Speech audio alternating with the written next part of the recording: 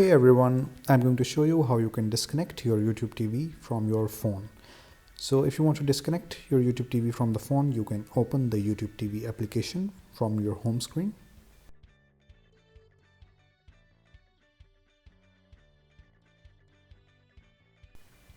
After opening the application, you can go to the top right corner where it shows your profile name, and then what you can do is you can click again on the small drop down menu on the very corner, and then it is going to show you the option to sign out of your account on your phone. So when you click on the sign out, then it is going to disconnect your YouTube TV from your phone. So I hope this was helpful, and this is how you disconnect your YouTube TV from your phone. Thank you so much for watching. Goodbye.